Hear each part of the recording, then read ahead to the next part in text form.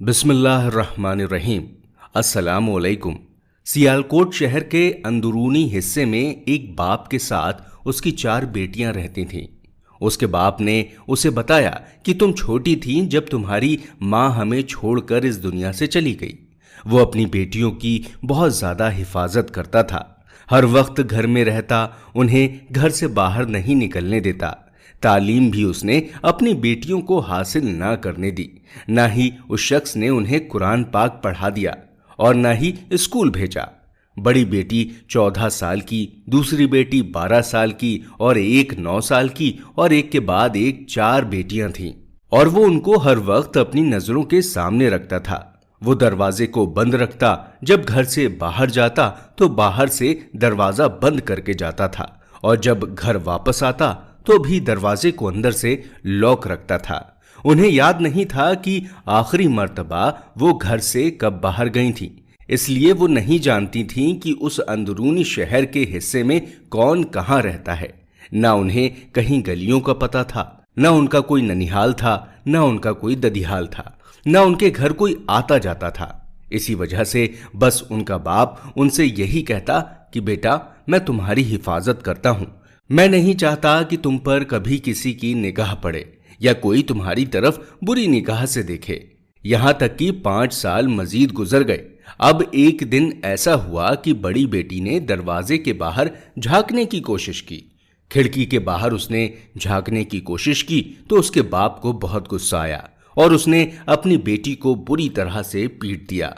अब वो बेचारी सहमी सहमी सी रहती और जब भी वो अपने बाप को देखती तो उन्हें ऐसा लगता कि उनके बाप की नजरें उनके जिस्म के आर पार हो रही हैं। अब वो 14 साल की बेटी जो थी, अब वो 19 साल की हो चुकी थी। और फिर इन्हीं सहमे दिनों में 1-2 दिन और गुजरे कि एक दिन उसका बाप एक मौलवी को घर ले आया और फिर उसने अपनी बड़ी बेटी के साथ निकाह कर लिया।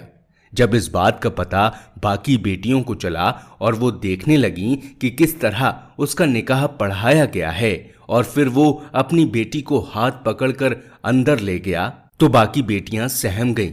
पूरी रात बाकी बेटियों ने टेंशन के आलम में गुजार दी। सुबह जब देखा तो उस बड़ी बहन का चेहरा रो रो कर सूजा हुआ था और वो परेशान दिखाई दे रही थी। अब उन्हें यही नजर आने लगा कि शायद हमने कोई गुस्ताखी कर दी, या अगर हमने बाहर झांकने की कोशिश की है तो इसी वजह से हमारी बड़ी बहन को ये सजा मिली है। अब वो हर वक्त परेशान सी रहती थीं और छोटी बहनें उसे देख देख कर परेशान रहती थीं। अब वो सोचने लगी थीं कि शायद हमारे साथ भी कुछ ऐसा ही होने वाला है। अब वो शहर से बाहर जाता तो वो आपस में घुल मिल लेती, घर के अंदर मौजूद होता तो वो डरी डरी रहती और आपस में बातचीत भी बहुत कम करती थीं। अब दूसरे नंबर की बेटी, उसने ये सोच लिया था कि अगर उसके बाप ने उसके साथ निकाह करने की कोशिश की तो वो जबरदस्ती घर से बाहर भाग जाएगी या फिर अपनी जान दे देगी। लेकिन ऐसा कुछ नहीं हुआ, बल्कि उसका बाप उसे बाहर लेकर चला गया कि मैं तुम्हारी शादी किसी के साथ करवा देता हूं। अब वहां पर बाकी 2 बेटियां बच गई थीं जो कुंवारी थीं और एक बेटी वो थी जिसके साथ वो निकाह कर चुका था। अब वो बेटियां परेशान होती थीं। उन्हें कोई इल्म नहीं था कि वो कहाँ गई और उसकी शादी किसके साथ हुई है।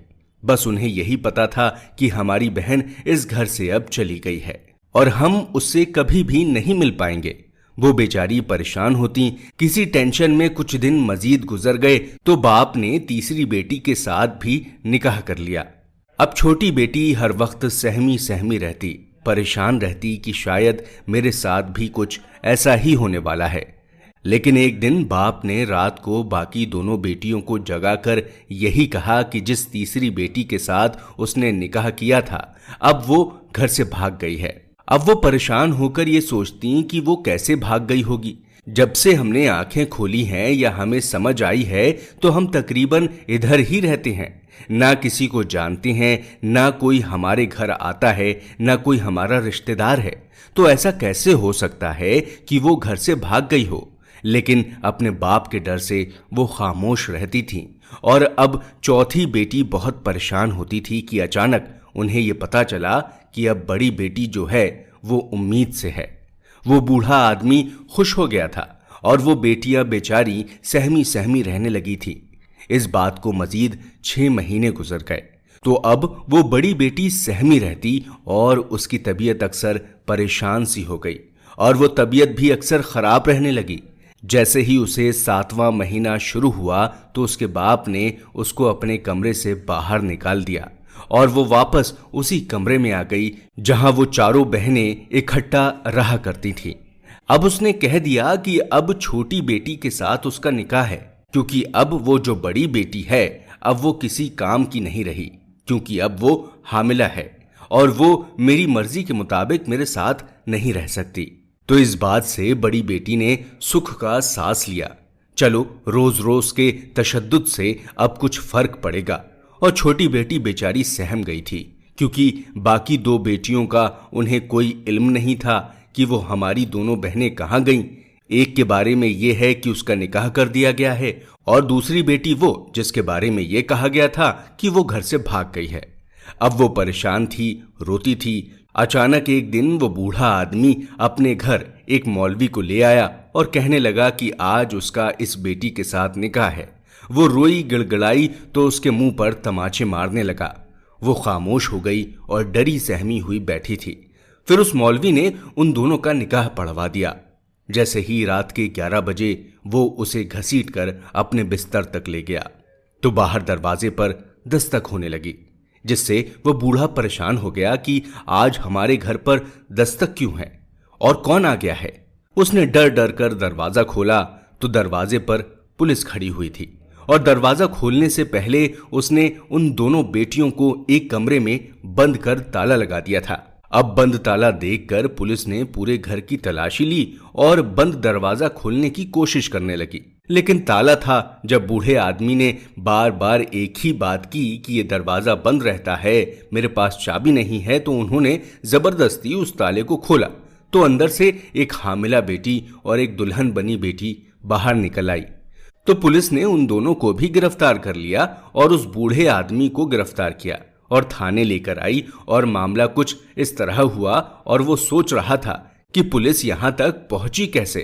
तो जिस बेटी के बारे में कहा जा रहा था कि उसका निकाह कर दिया गया है, उसका निकाह नहीं किया गया था, बल्कि उसे एक आदमी को बेच दिया गया था और जहां से उसे आगे एक कोठे तक पहुंचा दिया गया था, जहां पर पुलिस ने छापा मारा और गिरफ्तार कर लिया। बाकी लड़कियों के साथ उस लड़की को भी, और उस लड़की ने बयान दिया कि एक इस तरह का मेरा बाप है और हम वहां रहते हैं और हमें हमारे बाप ने परेशान किया और हमारे साथ शादियां करना शुरू कर दी। तब पुलिस वहां आई और पुलिस ने छापा मारा, उन्होंने गिरफ्तार कर लिया और फिर पुलिस को उस बूढ़े ने बयान दिया कि हमारा पूरा गिरोह है जो छोटी बच्चियों को अगवा करता है, फिर उन्हें पाल पोस कर बड़ा करने के बाद उनको बेच दिया करता है। और अगर कोई लड़की हामिला हो जाती, अगर बेटा पैदा हो तो फकीरों को दे दिया जाता है और अगर बेटी पैदा हो तो उसे पाल पोस कर दोबारा बेच दिया जाता है। और जिस बेटी के बारे में कहा गया कि निकाह के बाद वो भाग गई, वो भागी नहीं थी, बल्कि उसे भी ऐसे ही बेच दिया गया था। उस वक्त अफसोस हुआ उन लड़कियों को जिन्हें पता चला कि ये हमारा बाप नहीं है और हम आपस में बहनें भी नहीं हैं। ये वीडियो इबरत है उन लोगों के लिए जो इस दुनिया में रह रहे हैं और अपनी बेटियों का ख्याल नहीं रखते हैं। दुआ यही है कि खुदा हमारे बच्चों की हिफाजत करे। आप सभी से गुजारिश है कि मासूम छोटी बच्चियों को घर से अकेले बाहर ना भेजा करें। अल्लाह तबारक व तआला हर किसी की बेटी की इज्जत रखे और उस बेटी को अपने हिफ्ज़ो अमान में रखे। आमीन। अस्सलामु अलैकुम। अल्लाह।